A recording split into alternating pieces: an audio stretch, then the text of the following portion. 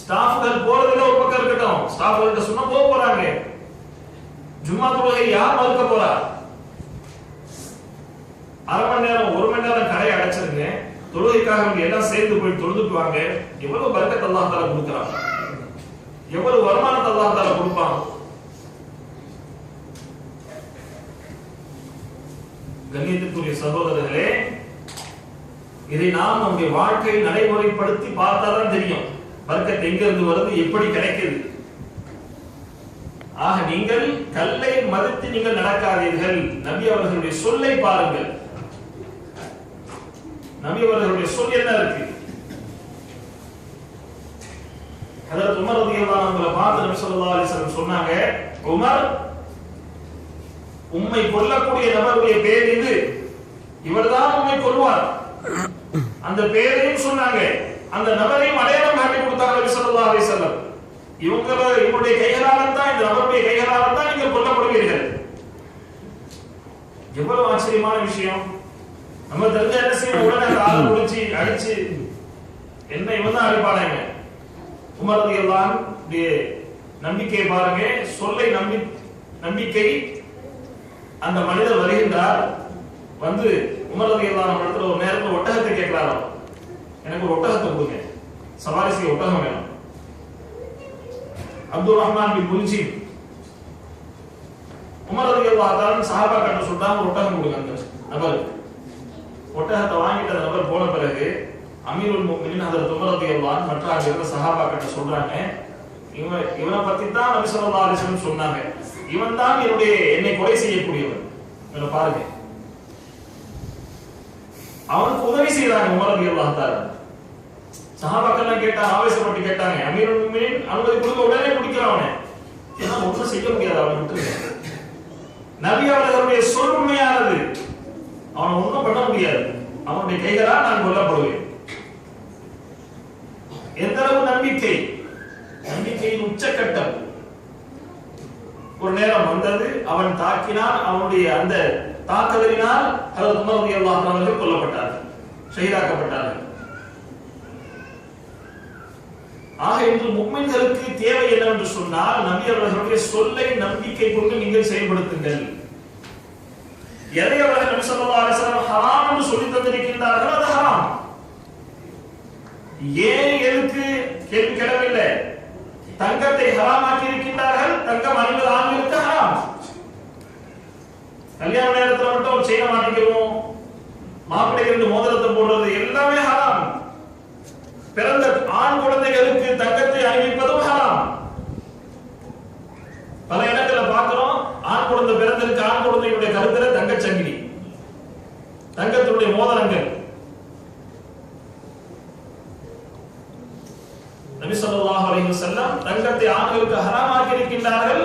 ஹராம் என்று சொன்னால் ஹராம் முடிஞ்சிருச்சு. சின்ன பிள்ளை தானே, என்ன தெரிய போகுது பிள்ளைக்கு? ஏன் இதையெல்லாம், இந்த விளக்கங்கள் எல்லாம் நபி ஸல்லல்லாஹு அலைஹி வஸல்லம் சொல்லல.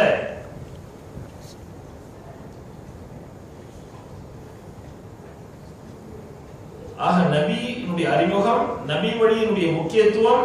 இமாம் ஷாஃபி ரஹ்மத்துல்லாஹி அலைஹி அவர்களிடத்தில் கேட்கப்பட்டது. ஒரு நபர் வந்தார், இமாம் ஷாஃபி ரஹ்மத்துல்லாஹி அலைஹி வந்து கேட்டார், இமாம், என்னுடைய சம்பளம் ரொம்ப குறைவா இருக்கு, 5 திரஹம் வாங்குறேன், முதலாளிகிட்ட வந்து கொஞ்சம் பேசுங்க, கொஞ்சம் அதிகப்படுத்தி கொடுக்க சொல்லுங்க. இமாம் ஷாஃபி ரஹ்மத்துல்லாஹி சிஃபாரிஷுக்காக வேண்டி அழைச்சாங்க. இமாம் ஷாஃபி ரஹ்மத்துல்லாஹி போனாங்க. என்ன வேலை பார்க்கிறாரு, என்ன செய்யறாரு எல்லாம் விசாரிச்சுட்டு இமாம் ஷாஃபி ரஹ்மத்துல்லாஹி சொன்னாங்க, இவருக்கு 4 திரஹம் கொடுங்க, 5 கொடுக்காதீங்க, இவருக்கு 4 கொடுங்க. ஆச்சரியம் அவருக்கு. இமாம் அவங்களை அழைச்சிட்டு போனது, இமாமுடைய முகத்தை பார்த்து கொஞ்சம் சம்பளத்தை கூட்டி வாங்கலாம்னு அழைச்சிட்டு போனேன். 5 4 ஒன்னும் பேசல. இமாம் அவர்களுடைய முடிவு, மறுநாள் வந்து அழுதுட்டே வராரு, ரொம்ப சிரமப்படுறேன், வாழ்க்கையில கஷ்டம், 5 வாங்கிட்டு இருந்த அப்ப என்னோட தேவைகள் நிறைவேற்ற முடியல, இப்ப 4 வாங்குறேன், என்ன சிரமம் அதிகமாயிருச்சு, கொஞ்சம் சிபாரிஷ் செய்யுங்க. இமாம் ஷாஃபி ரஹ்மத்துல்லாஹி அழைச்சிட்டு போனாங்க. இமாம் ஷாஃபி ரஹ்மத்துல்லாஹி போய் சொன்னாங்க, 3 திரஹம் கொடுங்க.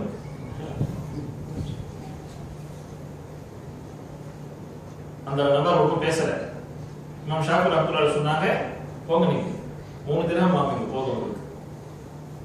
மறுநாள் அவர் ரொம்ப சந்தோஷமா வந்து சொன்னாரு, இமாம் ரொம்ப சந்தோஷமா இருக்கிறேன், என்னுடைய தேவைகள் எல்லாம் அல்லாஹ் இந்த 3 திரகத்திலே அல்லாஹ் நிறைவேற்றிட்டான். இப்ப விளங்காம அந்த நபர் கேட்டாரு, என்ன காரணம்?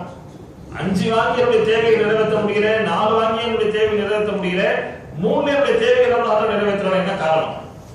இமாம் ஷாஃபி ரஹ்மத்துல்லாஹி அலைஹி சொன்னாங்க, நீ பார்க்கக்கூடிய வேலைக்கு நீங்க வாங்கக்கூடிய சம்பளம் 3 திரகம் தான். இந்த 2 திரகம் நீ அதிகப்படுத்தி வாங்கி கொண்டிருக்க. அந்த 2 திரகம் ஹராம், 3 திரகம் ஹலால். ஹராம் ஹலாலோட கலந்ததுனால ஹராம்ல இருக்கக்கூடிய பரக்கத்தை ஹராம் எடுத்து போயிருச்சு. 3 திரகம் ஹலாலானது, அந்த 2 திரகம் ஹராமானது. அந்த 2 திரகம் ஹராமை ஹலாலோடு கலந்ததினால் என்ன ஆயிருச்சு? ஹராம்ல இருக்கக்கூடிய பரக்கத்து உனக்கு கிடைக்காம போயிருச்சு. இதான் காரணம். 3 திரகம் தூய்மையான ஹலாலான ஒரு பணம் உனக்கு கிடைக்குது, அதுல உன்னுடைய எல்லா தேவைகளும் நிறைவேற்றியாகும். இன்றைக்கு நம்முடைய வருமானங்களே இப்படித்தான். 100 வெள்ளி ஹலாலான காசு நமக்கு கிடைச்சிட்டு இருக்கு. எல்லாமே 100% ஹராம்னு சொல்ல முடியாது. ஹலாலான பணம் நமக்கு கிடைக்குது, அதுல ஏதோ ஒரு விதத்துல ஹராம் கலந்து கொண்டிருக்கு. அந்த ஹராமை அப்புறப்படுத்துங்கள், ஹலால் சுத்தமாயிரும். அதை கொண்டு உங்களுடைய தேவைகளை நீங்கள் நிறைவேற்றலாம். எந்த சஞ்சலமும் இருக்காது, எந்த கஷ்டமும் இருக்காது, வாழ்க்கையில சந்தோஷமாக வாழலாம். கொஞ்சம் காசுக்கு ஆசைப்பட்டு வட்டியை வாங்கி அதை ஹலாலோட கலந்துட்டோம், காலம் கடைசி காலம் வரைக்கும் உங்க தலையை தூக்கவே முடியல. வியாபாரத்தில் ஒரே சிக்கல், பிரச்சனைகள்.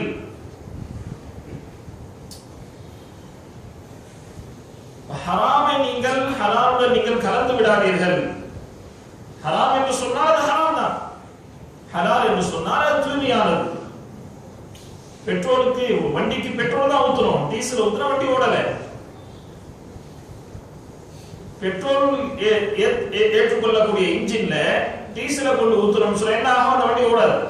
இதே போலதான் மனிதனுடைய இந்த உடல்ல ஹலாலான பொருளை ஏற்படுத்ததான் கொடுக்கத்தான் இந்த இன்ஜின் அப்படி ஏற்படுத்தி வச்சிருக்கான். ஹலாலான பொருளுக்கு பதிலாக ஹராமை கொண்டு போட்டா பார்க்க நல்லா இருக்கு, ஆனா இந்த இன்ஜின் ஓடாது. இன்றைக்கு உலகத்தில் இருக்கக்கூடிய எல்லா குழப்பங்களுக்கும் தீர்வு என்னன்னு சொன்னா ஹலாலான உணவின் குறைபாடு. பெட்ரோல் போட வேண்டிய இன்ஜின்ல டீசலை போட்டு ஓட்ட முயற்சி பண்றோம். இதனாலதான் குழப்பங்கள்.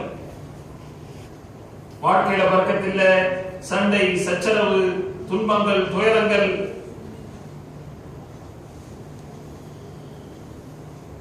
நபி ஸல்லல்லாஹு அலைஹி வஸல்லம் நல்ல வியாபாரத்தை சொல்லி கொடுத்தாங்க. அப்துல் ரஹ்மான் பின் அவுஃப் ரலியல்லாஹு தஆலா சம்பாதிக்கிற எவ்வளவு சம்பாதிச்சாங்க. அவருடைய வஃபாத்துக்கு பிறகு 3 நாள் வரைக்கும் அவர்களுடைய அந்த தங்க கட்டிகளை ரம்பத்தால் அறுத்துக் கொண்டே இருந்தார்கள். 3 நாட்கள் ஆச்சு அந்த தங்கத்தை மட்டும் அறுத்து முடிக்க. வெட்டி அதை பங்கு போடுறதுக்காக வேண்டி தங்கம் மட்டும், ஒட்டகங்கள் வேற, குதிரைகள் வேற, இதெல்லாம் ஒரு பக்கம். தங்க கட்டிகளை மட்டும் பங்கு போடுறதுக்கு 3 நாள் ஆச்சு. எவ்வளவு சொத்து சம்பாதிச்சிருப்பாங்க குறுகிய காலத்துல. ஒண்ணுமில்லாம வந்தவங்க மக்காவிலிருந்து மதீனாவுக்கு. அப்துல் ரஹ்மான் பின் அவுஃப் ரலியல்லாஹு தஆலா சம்பாதிப்பதை அல்லாஹ் தஆலா தடை செய்யவில்லை. நல்ல சம்பாதிங்க. எதையும் சம்பாதிக்காம பள்ளிவாசல்ல உட்கார்ந்துருங்க அல்லாஹ் கொடுப்பான் இல்ல, அதை நபி ஸல்லல்லாஹு அலைஹி வஸல்லம் சொல்லவில்லை. எப்படி நல்ல சம்பாதிங்க. சம்பாதிக்கக்கூடிய வழிமுறைகளை, நல்ல வழிமுறைகளை ஏற்படுத்திக் கொள்ளுங்கள்.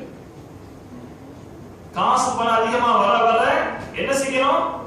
உங்களுடைய வாழ்க்கை தரத்தை நீங்கள் உயர்த்திக் கொள்ளாதீர்கள். கொடுக்கக்கூடிய தான தர்மத்துடைய தரத்தை நீங்கள் உயர்த்திக் கொள்ளுங்கள்.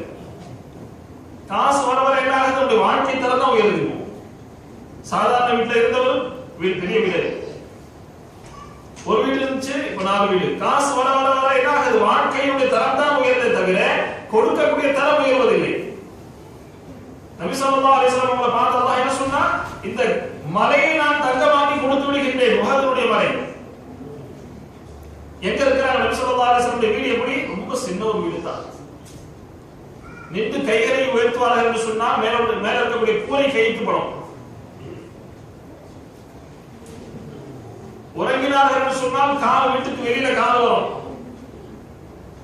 எவ்வளவு ஒரு சாதாரணமான ஒரு வீடு, என்னென்ன பெரிய ஜாமான் இருந்துச்சு, ஜாமான் ஷேப்ல அதிகமா ஒன்றும் கிடையாது. அவனுடைய ரூஹ் எங்க இருந்துச்சு? நபி ஸல்லல்லாஹு அலைஹி வஸல்லம் ரூஹ் அல்லாஹ்வுடன் இருந்தது. நம்முடைய ரூஹ்ல எங்க மாட்டிட்டு இருக்கு? சாமான்ல மாட்டிட்டு இருக்கு. ஃப்ரிட்ஜ், வாஷிங் மிஷின், வீட்ல இருக்கக்கூடிய ஜாமான், இந்த அலமாரி, அந்த அலமாரி, இந்த வீடு, அந்த வீடு, இந்த பங்களோ, இந்த நிலத்துல, எல்லா இடத்துல இருந்தும் உயிரை வெளியாக்குறதுனால தான் ரூஹ் எடுக்கிறது ரொம்ப சிரமமா இருக்கு. கடையினுடைய கணக்கு, கொடுக்கல் வாங்கல், எல்லாருக்கும் உயிர் கொடுத்து வச்சிருக்காரு. வீட்டுக்கு உயிர் கொடுத்திருக்காரு, மனைவி மக்களுக்கு உயிர் கொடுத்திருக்காரு. தீனுக்காக உயிரை கொடுக்கல.